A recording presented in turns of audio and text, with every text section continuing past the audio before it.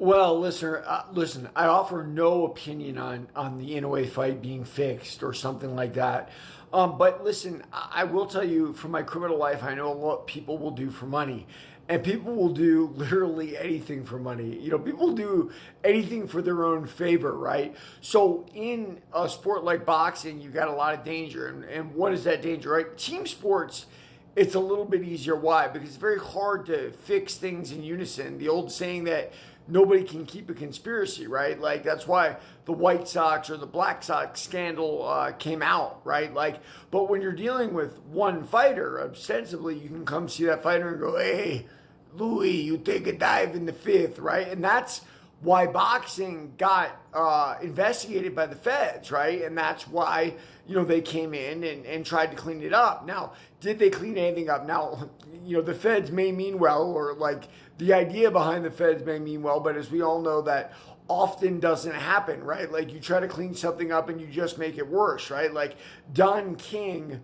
took over the sport of boxing and he was the biggest criminal in the world. But Don King learned how to become a different kind of criminal, right? Like he was a numbers runner and a drug dealer and a murderer and all that. But like, in boxing, it's just fraud. And fraud, well, we countenance fraud, right? Because human beings are the way they are and they're going to do what they're going to do. I mean, I'll never forget, the fight with Mike Tyson and Buster Douglas in the Egg Dome. Obviously what King thought was, hey, Douglas is lazy, Douglas will quit, that Douglas doesn't have any heart. And King was from Ohio, just like Buster Douglas was, and he probably thought he saw that. What he didn't see in his own man was his own man had fired his traitor.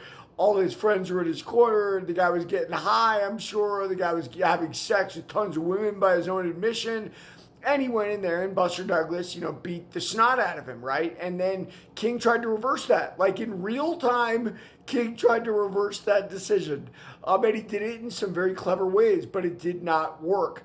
Do things like that happen now? Of course they do, right? Everybody's money's on the line, right? King's thinking like, my $1 million baby's slipping away. Was that happening in the fight with Inoue? I'm sure, Inoue got put on his butt, and I'm sure a bunch of people, just like Don King, were like, wait a minute, what do we do? And I'm sure the referee was confused because as much as we try to be impartial, a referee is this small man in a very large pool of money and corruption and greed going around. So, leaving no comment about what happened this weekend with Inoue, both my books at the end of the day are about the nature of mankind and human beings.